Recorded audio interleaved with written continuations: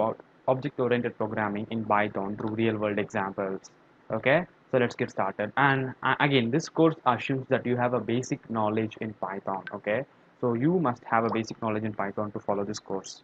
I hope you might be having. So no worries. So let's get started. So object-oriented programming is basically a structure of programming, a programming paradigm in Python. Okay, so you and nowadays it's getting a rise. Okay, it's actually getting a rise because this world is actually object oriented. Wait, okay, yeah, you got it right. This world is also an object oriented. So object oriented programming, the best advantage of this would be interacting with real world objects more precisely and more accurately than the other programming paradigms available. So when I say programming paradigm, think of like a pattern available. Okay, so programming paradigms are nothing but programming patterns. Okay, so you have a lot of patterns under this topic. Okay, so one will be functional programming, procedural programming, and other would be our hero, very own object-oriented programming. Fine. So, so what is object-oriented programming is all about? Well, let me remove. Okay, let me have this programming paradigm. So, object-oriented programming is nothing but a programming paradigm, nothing but a programming pattern. Okay, so a different way of writing a code in Python, right? It's not different way. It's actually a Pythonic way. It's actually the real Pythonic way. Okay, so yeah. So under object-oriented programming, okay, the moment you think of your object-oriented programming, the thing which comes to your mind is actually object, right? Yes, object-oriented. So it's going to be attributed to the object. So you have objects here, okay? So I talk about objects in a minute, don't worry. So objects in Python, okay? So everything is an object in Python, okay? Take everything, it's actually an object of a class. Okay, so yeah, again you got a new word there, we have a class. Okay, so to be honest, OOP, object oriented programming is is fondly called as OOP. Okay, OOP. So OOP is all about classes and objects. Okay, so what is the difference between these two? And the most exciting part of OOP is the difference between these two, class and objects, and that has to be understood very clearly to my according to my point of view. And you know, a class is nothing but a blueprint. It's like a blueprint or a template. Okay, and we'll quote some examples on this. Don't worry. As of now, let's assume that class, not assume. Let's understand that class is actually a blueprint or a template. So, what do you mean by blueprint or a template, right? So, let's say for an example, we have a car. Let's say for an example, we have the blueprint to design a car, okay, or design a mobile phone. Okay, let's go to the internet and see how the blueprint looks like. Okay, again, let me come back to Pythonic way later. So first, let's understand. I'll say blueprint of a car. I'll say blueprint of a car. Yeah, this is how it looks like, right? You know, yeah, let's have this picture with us. So this is how a blueprint looks like. It's not actually it's actually the outer morphology. It seems it's not the inner internal structure. So this is how the blueprint of a car, the outer structure of a car will look like. Having this blueprint, again, having this blueprint, you can manufacture a lot of objects, right? And in this case, those objects are your cars, actually, right? So say for an example, I like in Audi. No, I like Audi.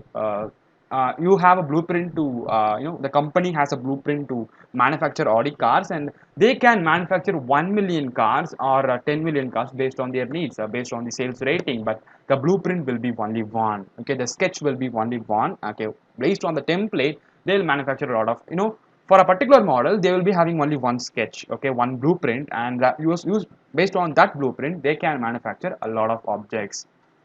Makes sense, right? So let's go back to our notepad and say class is a blueprint or a template, and using that you can create a lot of objects, but class is only one. Again, this is a some this may confuse you, but please remember this: class is only one, and objects actually belong to the class. You can create objects of the class. You can create n number of objects for a particular class. You can manufacture your own object for a particular class. Only if you have the class you can manufacture your own objects. And I'll tell you in a short in Python how to create objects of a class, and that has a technical term. I'll tell you that also. Fine. Okay, objects. We have seen about objects. So that's it. So say for an example, I have a class. Okay, let me call an example. I have a class, say dog. Okay, I have a class, say dog, and it's think of when I say dog, a dog is a class, right? You know how a dog looks like, right? You know how a dog will look like. You know how, what does a dog do, you know that. But you know that's a class. Okay, that's not actually an object, that's a class. A dog is a class, and inside the dog class you have n number of objects, right? You know, not every dog is same. Take breeds, like take varieties like Labrador, Pomeranian, then you have a lot of varieties, right? So each each variety may have a thousands of dogs. You know, you might be having a dog. I don't have dogs. Let's assume, okay, throughout this code, let's assume that I have a pet in my house, and that's, you know, let me name the pet. Let me give the short name for a pet. Murph. Okay, my dog's name is Murph. Let's assume that. Let's say, okay. So my Murph would behave like, would behave like based on the training that I have given to him, right? So actually, you may be having a dog, you might be having a different pet in your house. That's also a dog, but that is unique, right? You have your own dog, and I have my own dog, but together all belongs to the class, say dog. Fine. So they belong to a class dog, but you have your own dog. I have my own dog. Okay. So oh, that's what objects, right? So let's, okay. That's how objects work in Python. Fine. Okay. Class and object. Moving on, we have certain conditions to not conditions. We have certain ways to define the object. You know, an object is defined by what? Okay, how would you define an object? Let me say I have my pet Murph. I have my dog Murph. How would I define him? Okay, I define him by his behavior and properties, right? You know, when I say properties, think of like it's its outer appearance. Okay, like the shape of his mouth, the color of his body, like that. Okay, those are properties or attributes. And his behavior, like he will make some sound. Okay, not every dog will make the same sound. Okay, of course it might look similar, but that is actually a different, that's a minute difference. You can note that. Okay, every dog will have his own voice, right? Like human beings. Okay, so yeah, actually I can quote one more example. If I have a class, say human beings, okay, that is actually a class. But you know, every object, you know, if I create objects of the class human beings, that is actually me and you. Okay, objects are here. You know, if I create objects of human beings, that is actually me and you, right? You know, we have a lot of objects in this world. The world's population, I live in a country called India, and India has a population of 130 crores. So we have 130 crore objects for a particular class, say human beings. Sounds good. And each objects will have its own properties and behavior. Let's leave dog for a while. I think human beings will make sense more. Fine. So even objects are nothing but 130 crore. I don't know the world population, to be honest, so let me stick with India. So 130 crore population approximately. Okay, so in India, in a country called India, so 130 crore objects for a particular class, say human beings. I'll call it as human beings in India. That's the class name. Okay, human beings in India is the class name, and for that class you have 130 crore population. Sounds good? So 130 crore objects.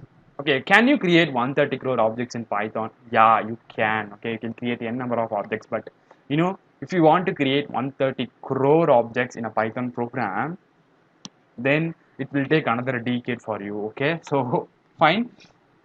So okay, objects, and each object like you and me is defined by its own. Every man is unique here, right? Every woman is unique. So unique properties, right? Say for an example, I may have a beard, right?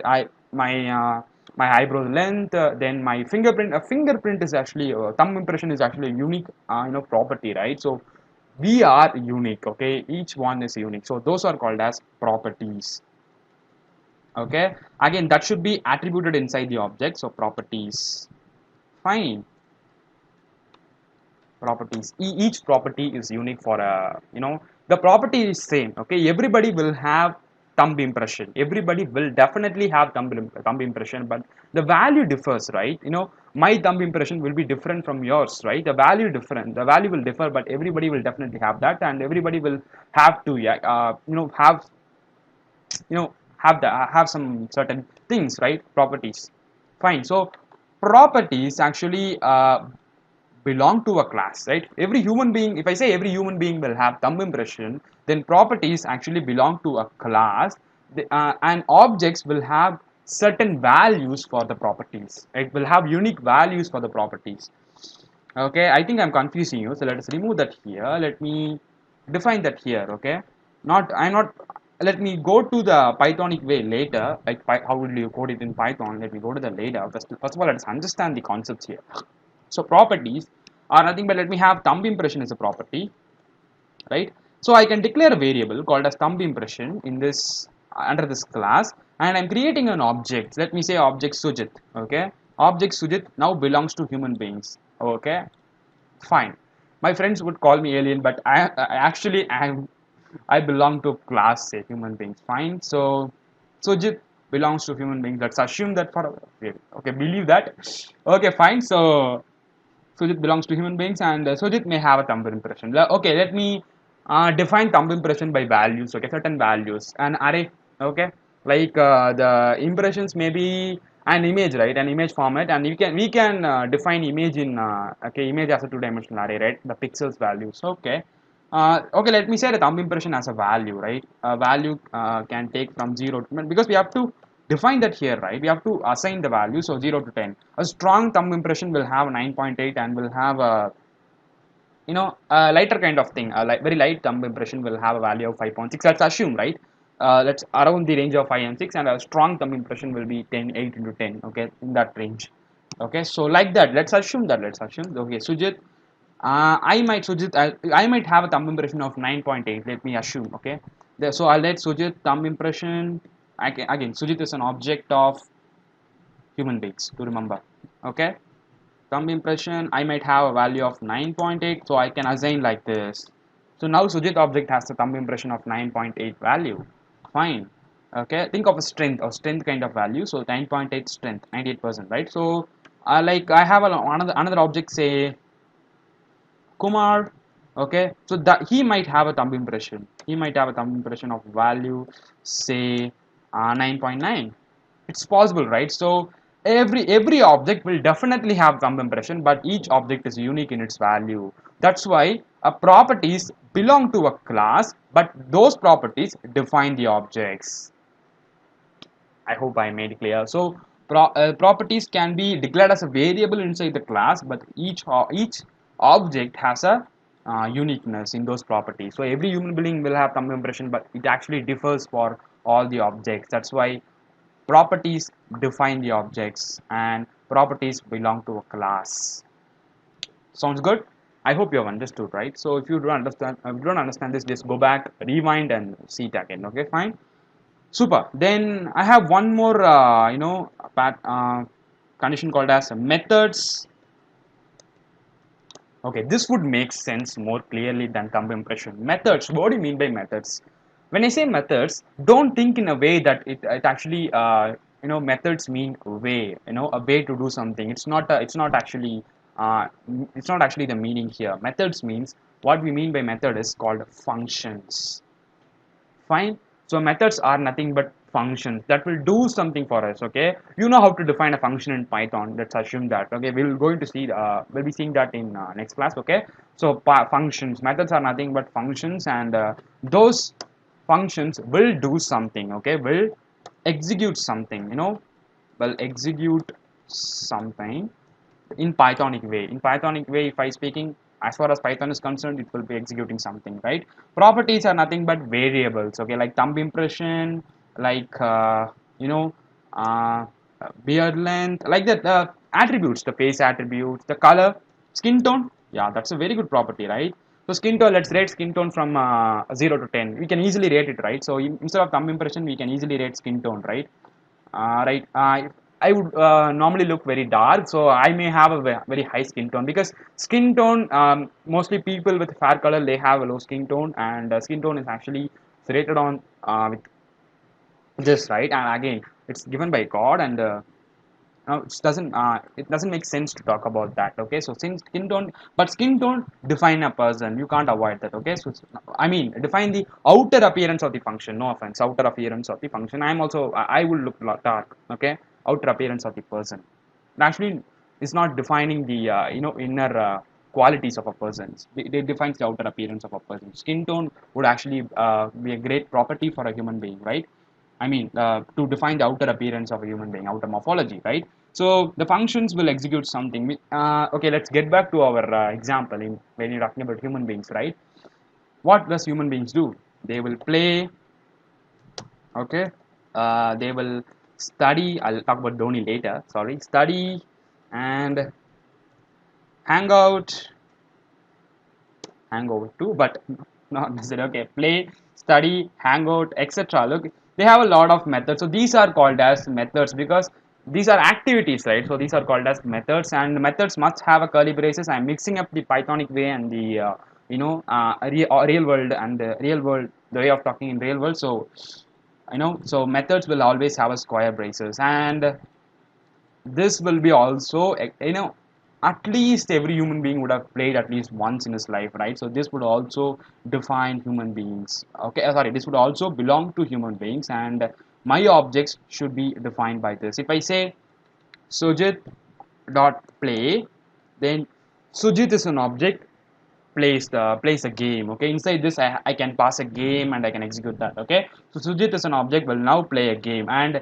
this can be bundled, right? An object and method can be bundled by a dot operator, right? So that's how it works. But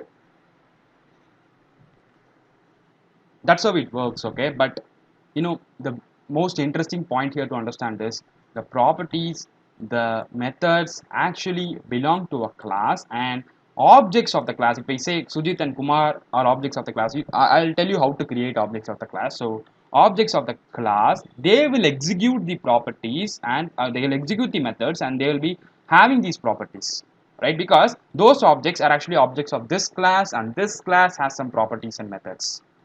Fine. So Sujit dot play, actually when I say when I say object, it actually executes the method, right? Even this methods belong to the class is nothing but a blueprint or a template, so it can't do anything. Only your object, which is belonging to the class, can do these methods, right? That's why we are bundling object and methods, like using a dot operator. This is called as encapsulation. Okay, and we'll talk about that later. Fine. So say for an example, to understand this, you have a family, and I'll ask you what your family. Let me assume that your class is family, right?